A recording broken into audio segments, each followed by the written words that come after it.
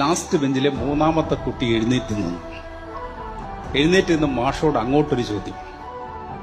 പക്ഷേ ഈ ബ്രിട്ടീഷുകാർ ഇന്ത്യയിൽ നിന്ന് കെട്ടുകെട്ടിയല്ലോ, അത് 1947 നിന്നാണ് ഞാൻ കേട്ടിരിക്കുന്നത്. ആ മാഷ പറഞ്ഞു അതെ. അതിനുശേഷം നമ്മളൊരു സാധനം ഉണ്ടാക്കിയല്ലോ. എന്താ സാധനം? മാഷക്കും സംശയമായി, കുട്ടിക്കും സംശയമായി. അപ്പൊ അവൻ ഇടയ്ക്ക് കയറി ഭാ ഭാ ഭാ എന്ന് പറഞ്ഞു. അപ്പൊ മാഷ് പറഞ്ഞു ഓ ഭരണഘടന. ഭരണഘടന. ആ ഭരണഘടനയിൽ പറയുന്ന പ്രധാനപ്പെട്ട ഒരു കാര്യമില്ലേ മാഷ് ചോദിച്ചു.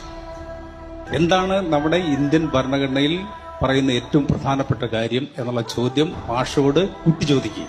അങ്ങനെ കുട്ടി മാഷോട് ചോദിച്ചു കഴിഞ്ഞപ്പോൾ മാഷ് പറഞ്ഞു ഉണ്ട്, പ്രധാനപ്പെട്ട കാര്യമുണ്ട്. എന്താണ് അത്? ഈക്വാലിറ്റിയാണ്, തുല്യതയാണ്. ആണല്ലോ? അതെ. എന്നാൽ ആ ഈക്വാലിറ്റിക്ക്, തുല്യതയ്ക്ക് ഞാൻ അർഹനല്ലേ എന്നുള്ള അടുത്ത ചോദ്യം. കാരണം ലാസ്റ്റ് ബെഞ്ചിലെ 2 കുട്ടികളോട് ചോദ്യം ചോദിച്ചു. മൂന്നാമത്തെ കുട്ടിയായ എന്നോട് ചോദ്യം ചോദിക്കാതെ പോകുന്നത് ഇന്ത്യൻ ഭരണഘടന നൽകുന്ന തുല്യതയ്ക്ക് വിരുദ്ധമല്ലേ എന്ന് മാഷോട് അങ്ങോട്ട് ചോദിക്കുക. മാഷ് പറഞ്ഞു സോറി, ശരിയാ, ഞാൻ അവനോട് ചോദിക്കേണ്ടതായിരുന്നു. കാരണം ആ തുല്യതയ്ക്ക് നീയും അർഹനാണ്. ആ തുല്യതയുണ്ട് എന്ന് നമ്മൾ മണ്ടന്മാരാണെന്ന് പറഞ്ഞ് പുറകിലേക്ക് തള്ളിയ കുട്ടികൾക്കടക്കം അവരുടെ മനസ്സിലതുണ്ട്.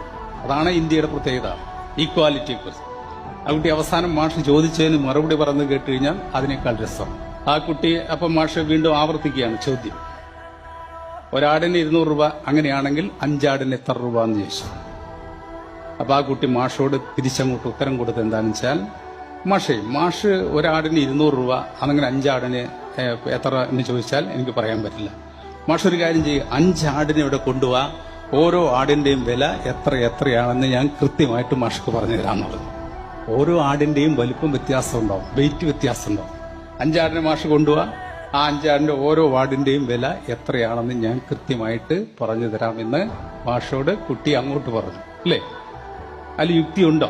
അതിൽ യുക്തിയുണ്ട് അല്ലേ? അപ്പൊ മണ്ടന്മാരാന്ന് പറഞ്ഞ് പുറകിലേക്ക് തള്ളിയ ആളുകളൊന്നും മണ്ടന്മാരല്ല. നമ്മൾ നിരക്ഷരാന്ന് പറഞ്ഞ് പുറകിലേക്ക് തള്ളുന്ന ആളുകൾ അവരറിവില്ലാത്തവരല്ല എന്ന് നമ്മൾ തിരിച്ചറിയും.